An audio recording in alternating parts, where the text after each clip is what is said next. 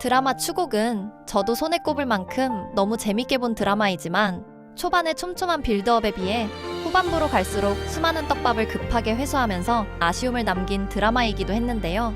36화부터 쑥빛 처경음의 서사, 무한우 어머니의 죽음, 승덕태자 일화 등이 휘몰아치듯 전개되더니 정치 서사에서 가장 중요한 부분인 위승상의 서사는 도태부와의 대화 몇 마디 말로 설명해서 우겨 넣는 날림 전개를 보여주기도 했죠. 이렇게 드라마가 후반부의 중심축을 잃고 전개되는 과정에서 생긴 가장 큰 피해자가 서브 남주 이회안이라고 생각하는데, 설정은 참 좋았지만 작가가 후반부에 처리해야 할 여러 서사를 감당하기 버거워 로맨스에서도 정치 서사에서도 밀려나 버린 이회안 캐릭터에 대한 이야기를 5가지 단계로 정리해보려 합니다. 1. 초반의 기대감. 정치극의 균형추이자 현실형 인간.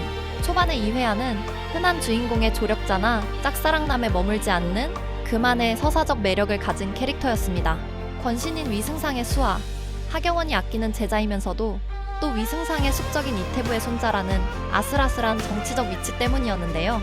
무한우의 편도, 그렇다고 완전한 적도 아니었던 이회안은 권력 싸움 속에서 줄타기하는 현실형 인간이자 정치극의 균형추 역할을 담당할 사람이라고 생각했고, 무한우와 재민이 피냄새 나는 복수와 광기에 휩싸일 때 유일하게 법과 상식, 원칙을 말할 수 있었던 핵심 키플레이어처럼 보였습니다. 이 30화와 33화의 패착, 단 몇 화 만에 뒤죽박죽 꼬여버린 감정선. 하지만 이회안의 캐릭터 서사는 후반부 빠른 전개 속에서 단 몇 화 만에 뒤죽박죽 되어버립니다. 30화 노성 전투에서 죽은 스승 하경원의 시신 앞에서 이회안은 이태부와 위승상 양쪽에서 온 허울뿐인 만장을 모두 불에 태워버립니다. 핏줄도 정치적 연줄도 모두 끊고 스승이 목숨 바쳐 구한 나라와 정의를 위해 제 갈 길을 가겠다는 캐릭터의 정체성과 앞으로의 행동 방향을 말해주는 중요한 장면이었는데요. 그러나 작가는 바로 33화에서 이회안의 이 각성을 스스로 꺾어버립니다. 이회안은 갑자기 할아버지 이태부의 부탁이라는 이유로 황희찬타를 노리는 재민을 만나고 그가 경성으로 들어올 수 있도록 돕습니다. 스승의 유지를 이으며 주체적인 선택을 할 것처럼 보이던 입체적인 인물이 갑자기 할아버지의 뜻에 휘둘리는 수동적인 인물로 리셋되어 버린 상황. 또 이회안은 이 장면에서 재민의 잔인하고 차가운 성정을 본 후 할아버지, 사람 잘못 보셨습니다 라고 혼잣말을 하는데요. 만약 이회안의 앞으로의 이야기에 좀 더 개연성을 부여하려 했다면 재민을 도우면서도 할아버지, 사람 잘못 보셨습니다 같은 대사보다도 스승님이 바라던 정의는 어떻게 찾아야 할까요?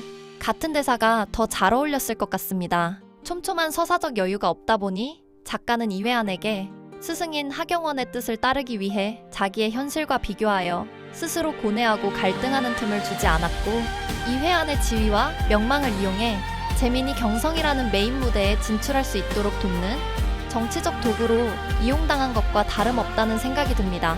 3. 결핍 없는 올바름의 한계. 안전함이 불러온 짝사랑 서사의 실패.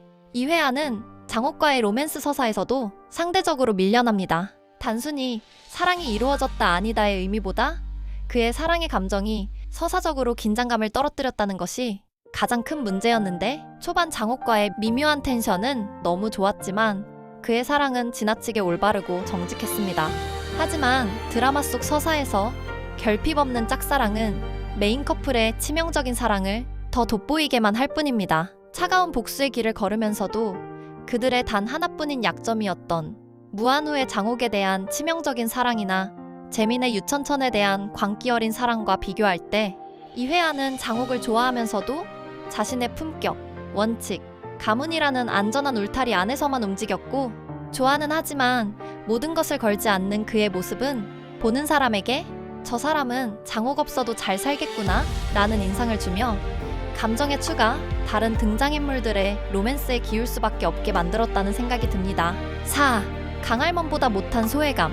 주인공 세계 밖에서 겉도는 조력자. 그럼에도 후반부 이회안은 장옥과 무한우의 편에 서서 바쁘게 움직입니다.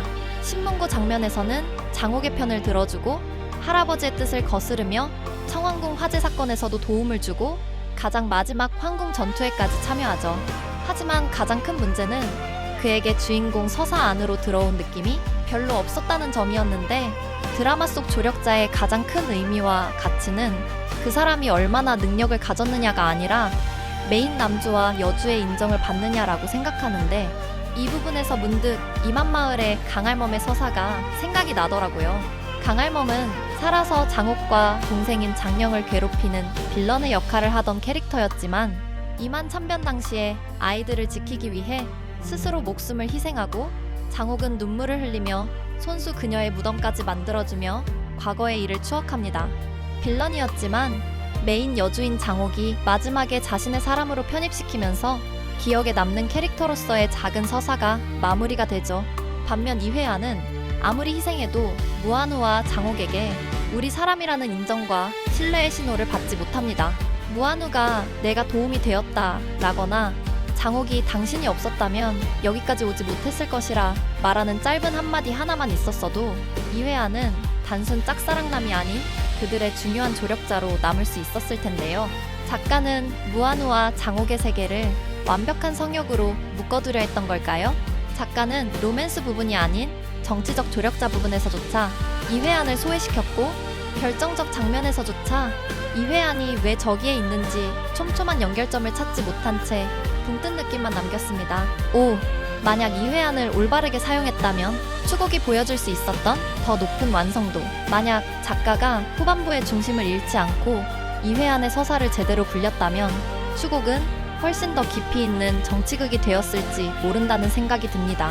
이회안이 많은 고뇌를 통해 가문과 권력의 굴레에서 벗어나 스승인 하경원의 유지를 받들어 법과 원칙을 지키려는 사람으로서의 결을 잘 보여줬더라면, 이 드라마는 흔한 복수극을 넘어 무한우, 장옥, 재민, 공손은의 서사처럼 아버지 세대의 비극을 이어받지 않으려는 청년들의 이야기로 확장될 수 있었을 텐데요.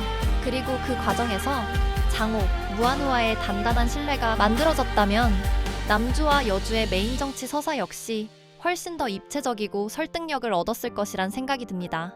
작가는 이회안에게 정의라는 설정을 쥐어줬지만 그 신념을 밀고 나갈 서사적 자리를 허락하지 않았고, 시간적 여유도 없다 보니 극 초반부부터 이어진 이 캐릭터가 말할 수 있었던 여러 가지 핵심 이야기들도 충분히 살릴 수 있었는데 그 가능성을 놓쳐버린 것 같다는 생각이 드네요. 이번 영상에서는 드라마 추곡의 이회안 캐릭터에 대한 이야기를 정리해보았습니다.